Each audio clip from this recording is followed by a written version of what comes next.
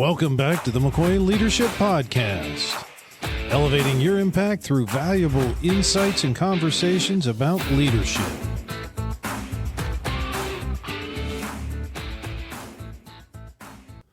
Welcome back to another episode of the McCoy Leadership Podcast, and today we have Eden Lovejoy with us. Eden has been transforming how businesses are managed with her innovative virtual GM matrix, which hopefully she'll tell us a little bit about later. Eden has all kinds of experiences and expertise within leadership and small business. Eden, welcome to the podcast. Why don't you tell us a little bit about how did you end up where you are today? Perfect. Thank you so much.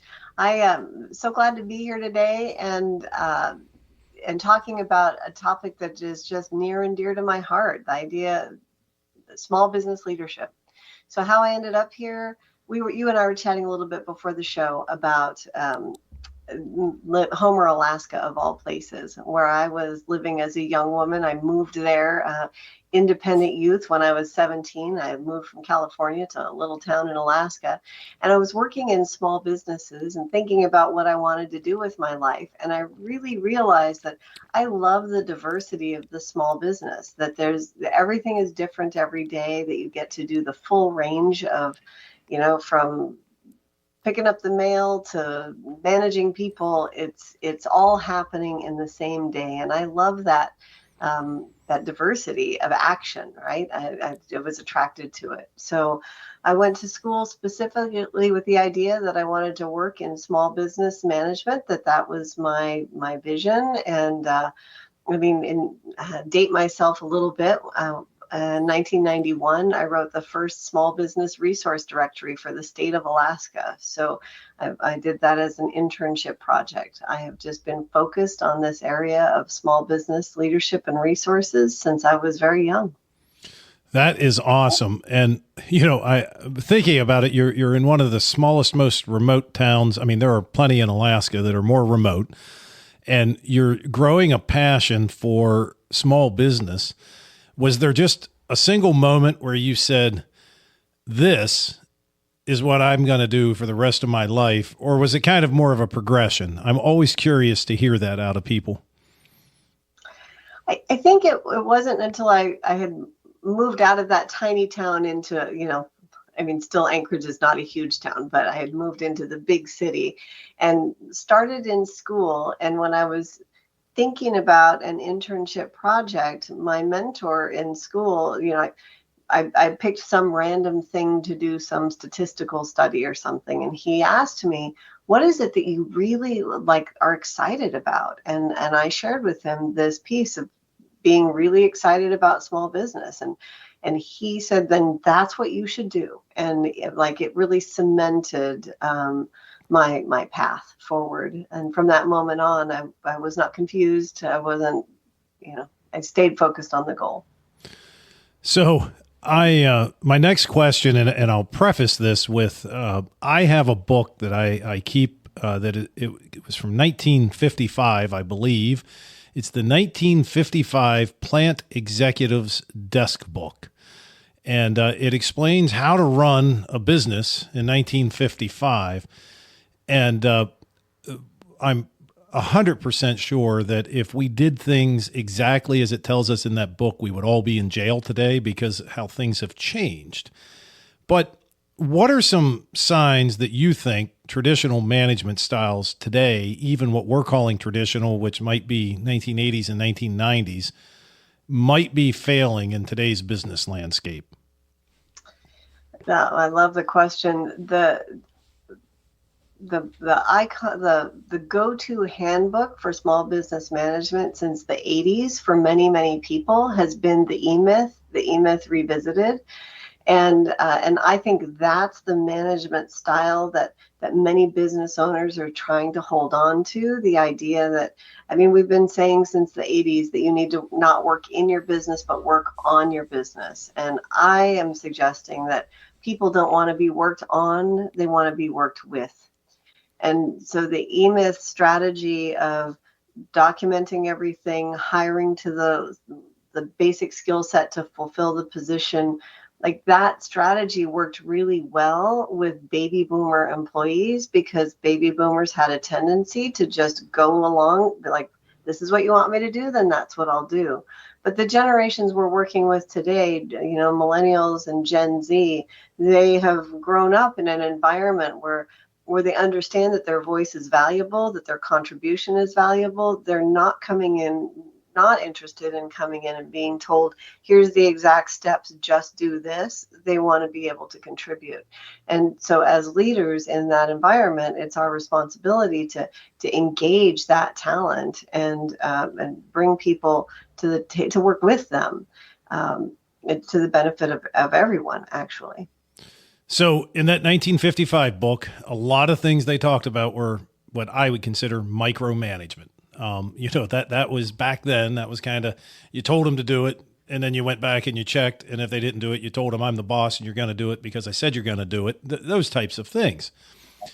And even in today's environment, with all of the different generations that we have coming in, one of the things that I've noticed is once they become business owners or they become C-level executives, still many of them fall backwards into being micromanagers. And what do you think the reason for that is, or one of the biggest reasons for people once they get there or they become a business owner? And sometimes it might be they become a business owner and they do everything themselves.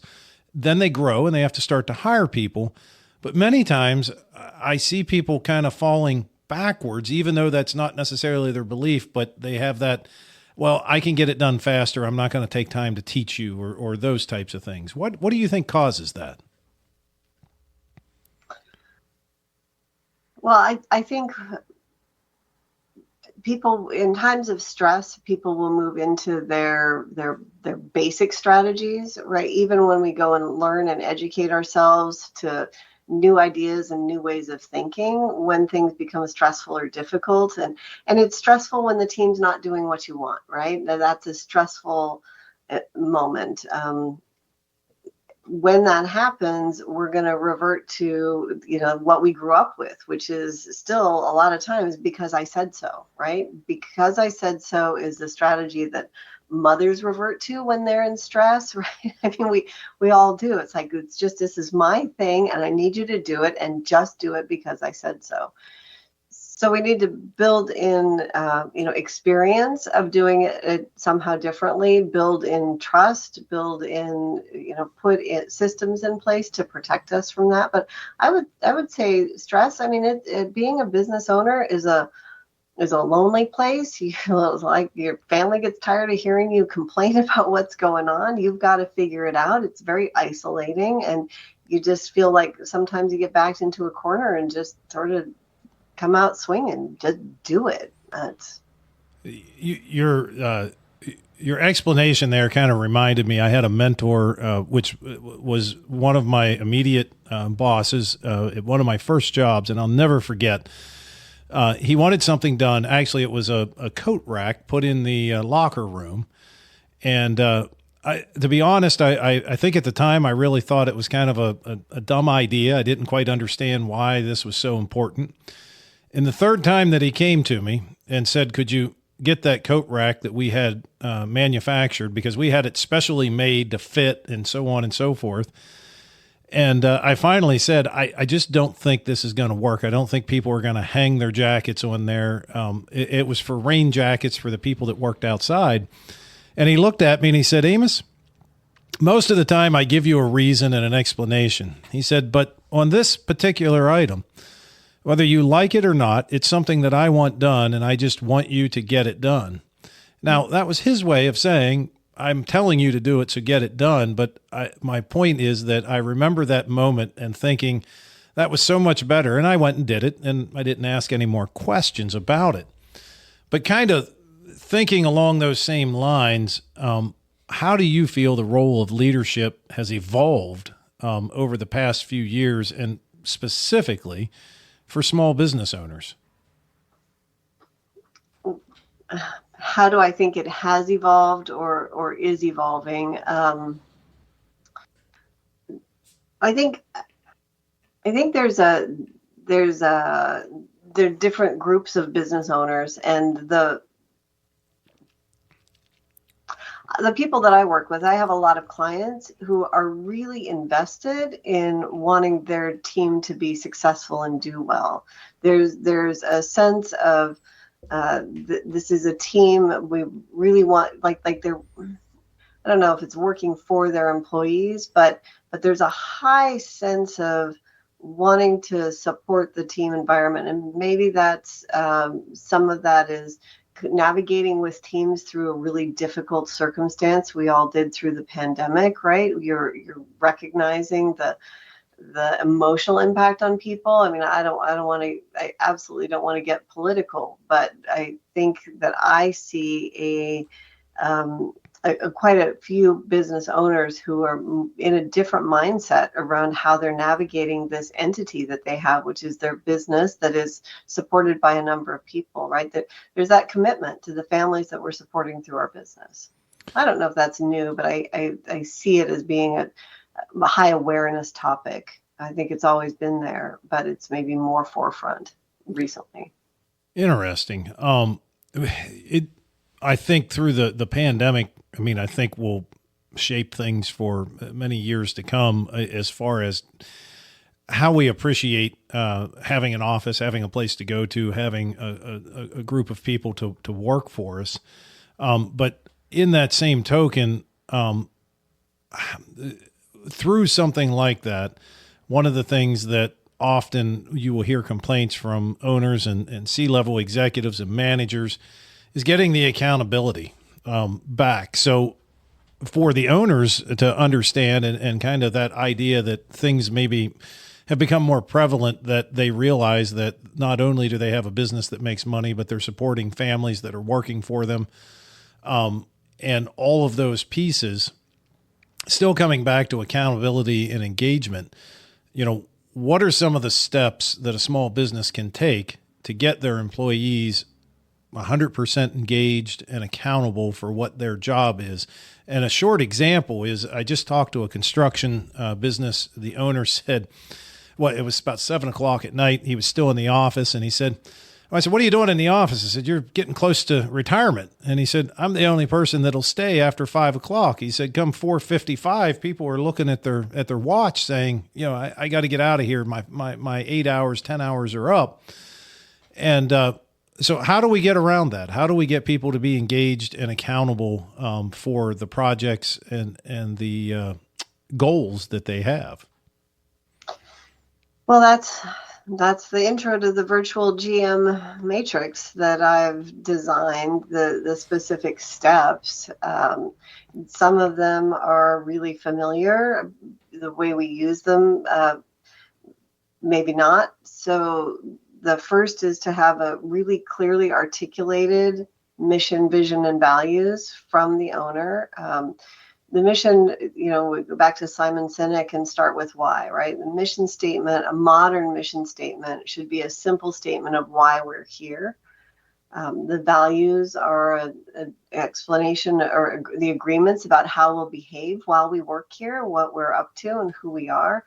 The vision shares with us where we're going and the objective that we all can share in. When those are clearly communicated, then we can hire to them, and we're hiring people who are excited by the why and agree with, share our values. And that's the foundational piece to building emotional engagement. It's never engaging to be just here to get the next construction project done so that we can make more money. And an old school mission statement basically says that we do this for these people so we can make money, and really nobody cares. But when we, I have a client, a digital advertising client company, and they are in the practice every day of doing a lot of work that's very repetitive to basically create sales for client companies. That's not very sexy, but when we talk to them about This team of 16 people generated 100,000 jobs in this time frame through the work that you did, right? That's the level of sales our clients have. That translates to this many jobs in the world. They're like, oh, wow, we're important, right? This is something that's important. So we have to find that emotional reason for being and doing what we're doing that's bigger than just getting the work done. That's the first piece. So that mission, well, first question, small business. I just started. It's just me. I'm doing the work. I'm doing the accounting. I'm doing everything myself. And it's just me. I know my mission. So do I need to really sit down and think about what my mission is? Is there a time that you do this? Should you do it from the beginning? And then the second part of the question is, once you create it, should you ever look at it again? I think so. Two-part question. The first part, early on in the business life cycle, right? A lot of it's just survival, right? Let's go. Let's focus on getting the deal done. Can we get this launched? Before you hire your first team member, if you can articulate that mission, that's great. But the reality is that when you're in that startup phase and you're bringing on your first, second, or third person, you're working so closely with them that they get it. When you get into the challenges, when you get up to 5, 10, 15 employees, and they're not all working, like they're not in the trenches with you in that startup phase. And so you start to get some separation from the owner's mission, and also owners start to get tired, right? Now I have 5, 10, or 15 people on board, and I thought I was going to work less, and now I'm working more, right? That's when the mission gets a little fuzzy for everybody. So it's interesting. It's interesting how difficult it is to articulate your mission even. It's like, seems like it should be easy for me to convey what it is that I feel inside, but it's harder than you think. I mean, for a lot of people. Otherwise, we'd all do it and it would be done, right? So I like to support people with that and give them an action plan and a full process to articulate that as easily as possible, because I find it's harder for folks than they think. But so that was, I think, the first question is, I don't know if I answered both parts of your question. So the second question is really, once you create it, is it something you hang on the wall and say, I did it, I'm done, I don't ever have to look at it again? Or is it something that you should really, as time evolves, one, revisit it, but secondly, shouldn't you be measuring everything you do against that it fits your mission and your values? So I think it is good to keep it fresh. I have found that the mission rarely changes much, because it really is that like, why am I even in this arena? So when it really gets down to the primary driving force, that doesn't seem to change much. But then, it might be nuanced. It's definitely good to keep it fresh. And yes, everything, we begin to make decisions around that, right? And so you had started this direction talking about accountability. How do we build accountability and engagement? I like to tell folks, if you have a team member and they make a decision that's not the same decision that you would make, if they say to you, well, I thought about our mission and I looked at these 3 values and our goals for the year, and so I made this decision. You're going to, even if it's not exactly the decision you would have made, you're going to feel a lot better about it than just, damn, they made a mistake, right? So not only having the mission and the values, but the important thing is to bring them to life, right? So we start to bring them into conversation, and we do start measuring things against it. And it does a couple things for us. One is it gives the team a benchmark. The goal here for me always is that my team will make the same decision that I would make if I were in the room, right? Like, really, I want them to run my business with the same sensibility that I would. So when there's an error or somebody's going off course, rather than saying you did it wrong, you can grab them and say, hey, let's look at this value, like a value we have of precision. And this process wasn't precise. We made an error here. So what could we do to make sure that that doesn't happen again and we can support our value? Right? We get into that dialogue of working with somebody on a common agreement about the values rather than being in opposition and trying to direct and correct. We start to build that engagement.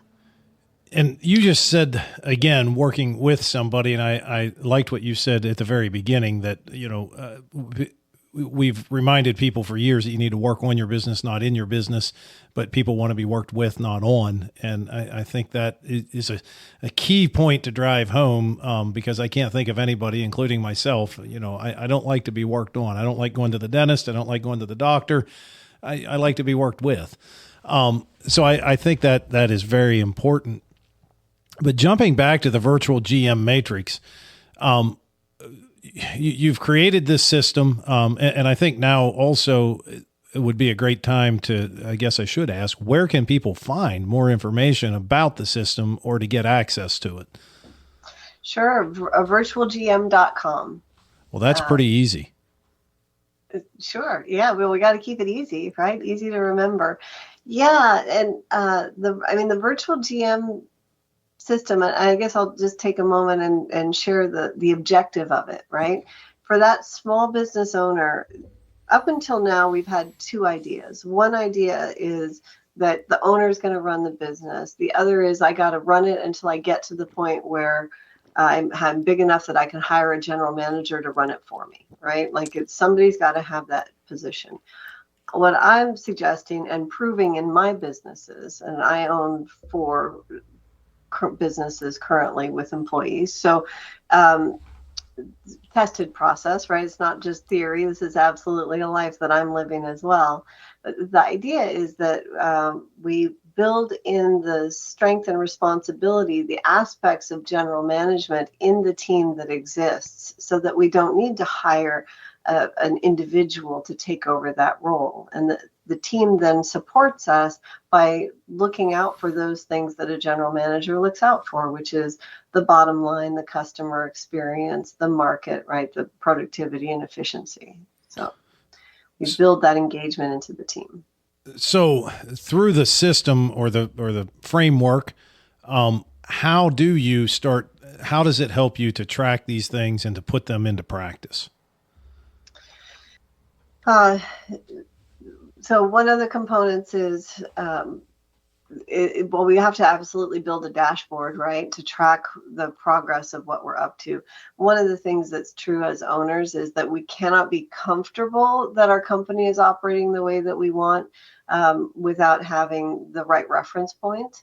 But that's going to look different for every company, right? The things that you need to pay attention to. So it's a process of identifying, what are the metrics that I want to follow? What are the conversations that I need to be a part of or hear about in order to make sure that things aren't getting off track, right? So we definitely need to build in a dashboard. I mean, if you're going to be traveling for a month and, relatively unavailable, you need to know what things you're checking into, right? And I love to, see business owners get to that place in their company where things are running smoothly and they're confident to be able to travel and do the things they want with their lives. So I'm imagining that, manager or company owner puts the system into effect, and they go on that first trip, and about 3 days into the trip, something happens and they start running the business from France or wherever they are. And they kind of, they get back and they throw it all out and say it didn't work because of one small thing. And my question is, we see this with all kinds of projects. What is that point, and what would you suggest to somebody when they're starting this system? How do you get through those situations without just throwing it all out and saying, nope, we're going back to this. I'm going to be here every day for the next 36 years, 10 hours a day? Well, I don't take off to France until you have a sense of confidence in your team is one.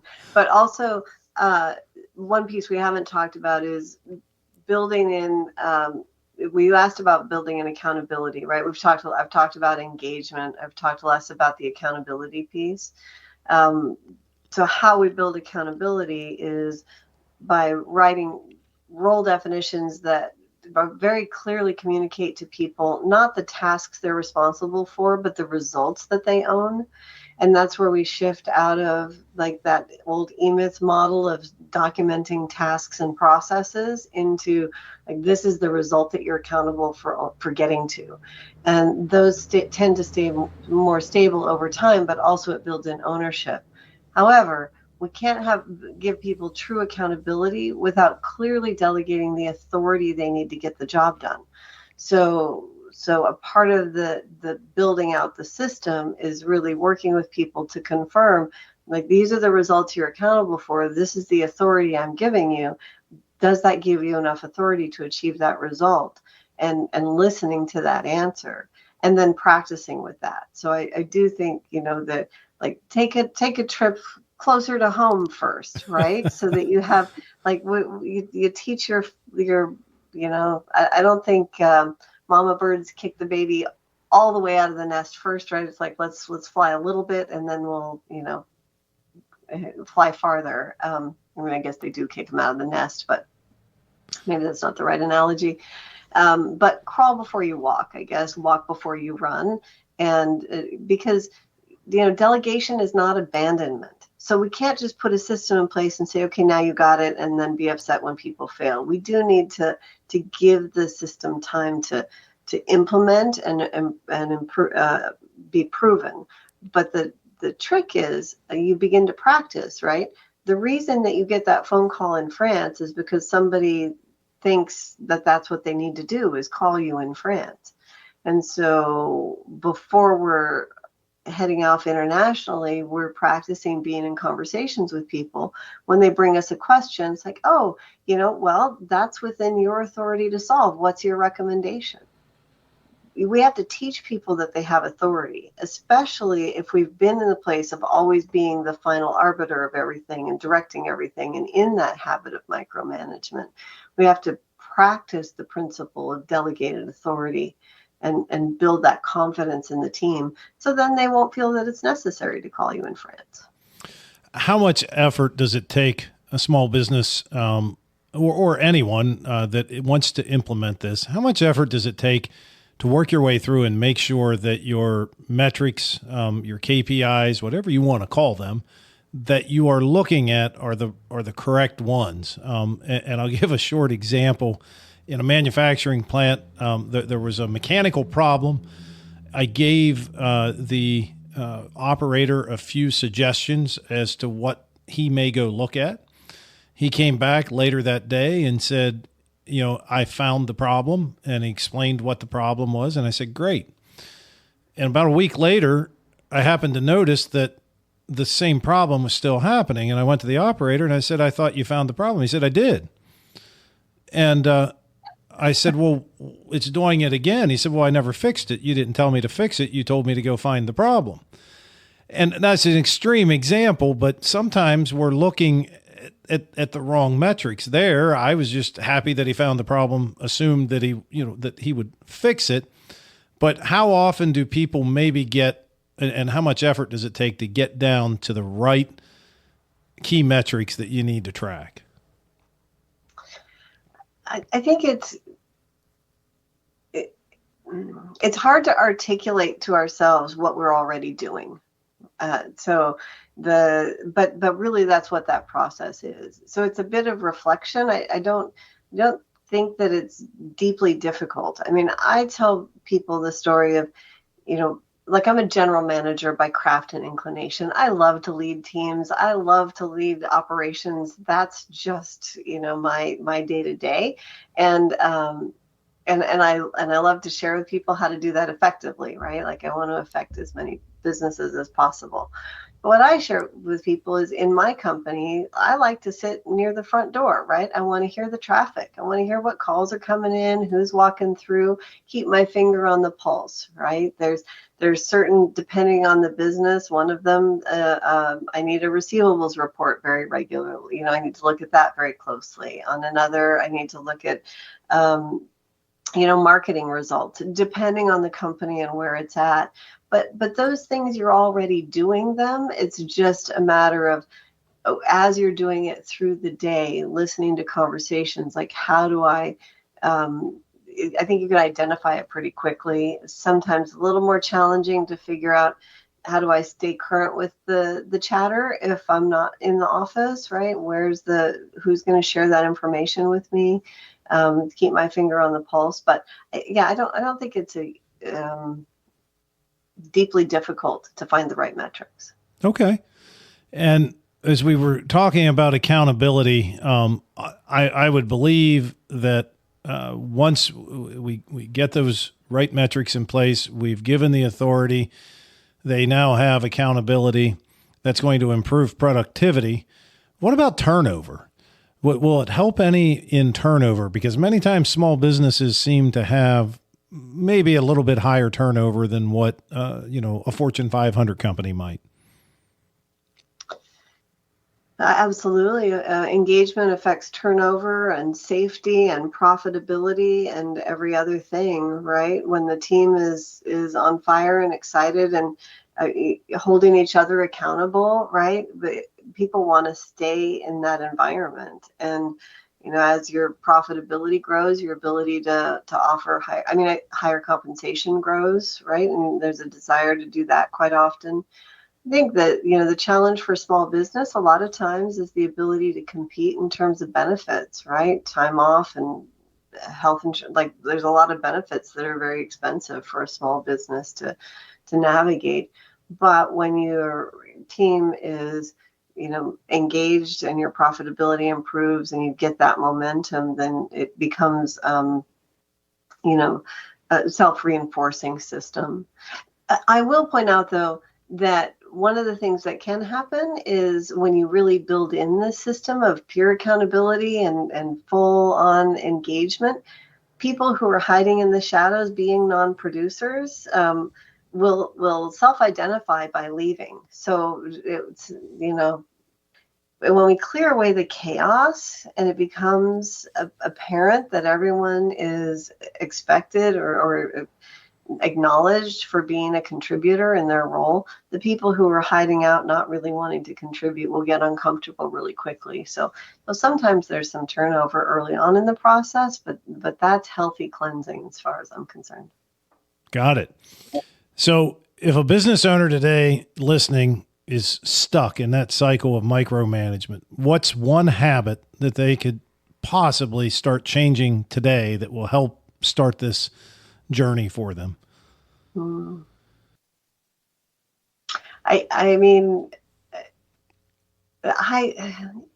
cannot regulate people into right action. You have to inspire people to do what it is that you need them to do. So the one thing that they can do today is stop trying to come up with another rule to fix the problem, and instead really look at the causes and the underlying causes and conditions. So you mean a new policy every other day for everything that happens around the office is not a great idea? I would suggest that is not a great idea.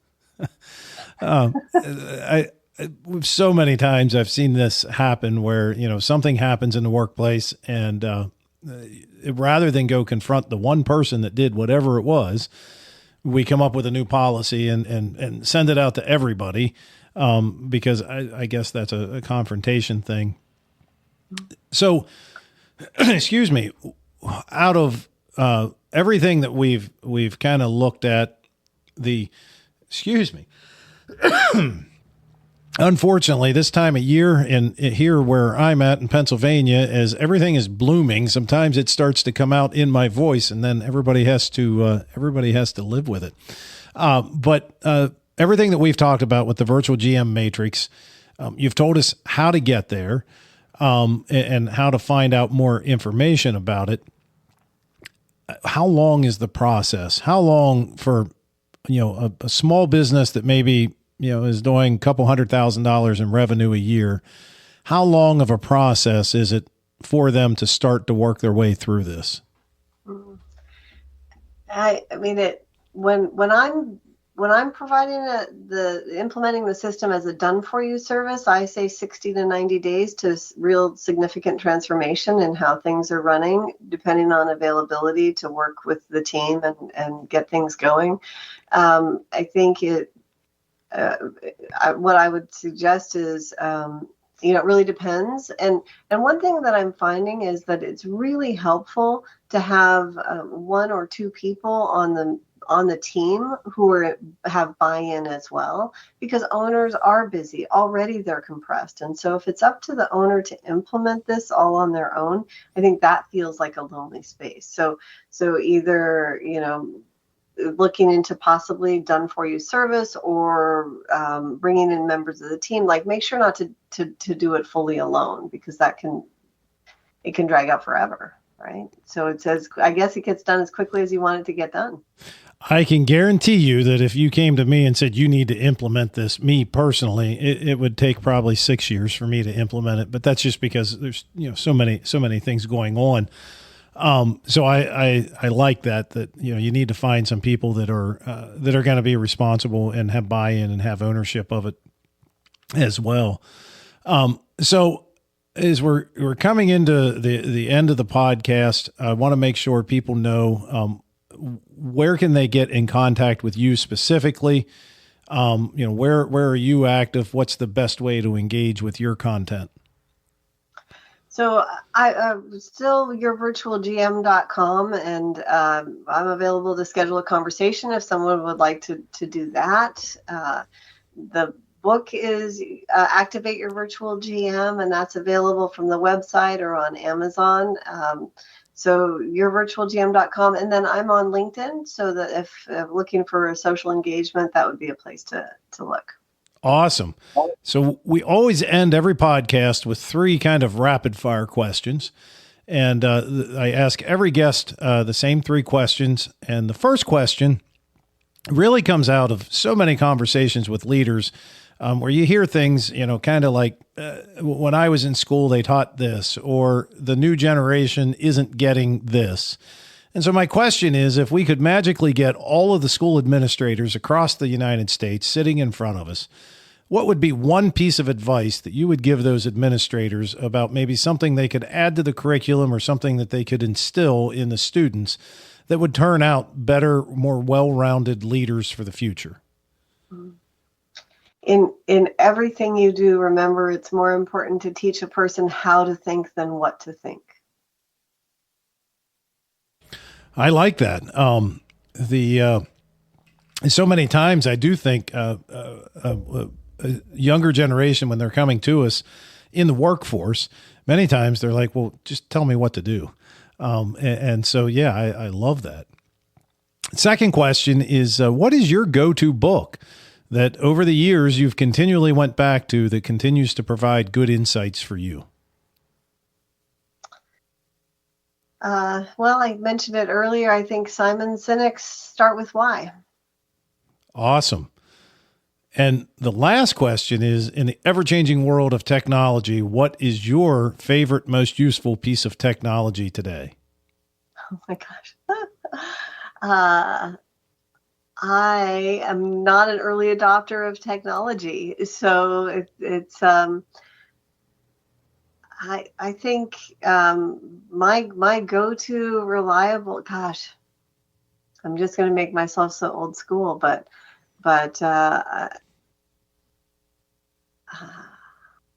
favorite piece of technology, it's Microsoft Outlook. That's my tool. That is my go-to. Awesome.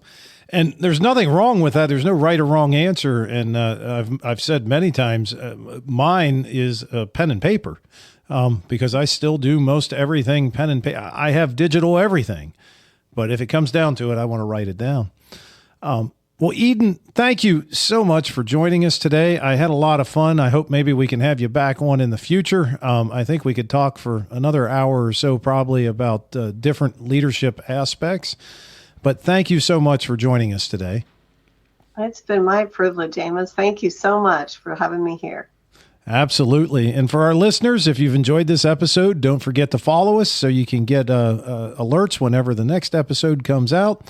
And don't forget to check us out at McCoyleadership.com. Until next time, we appreciate all of our listeners. Thank you.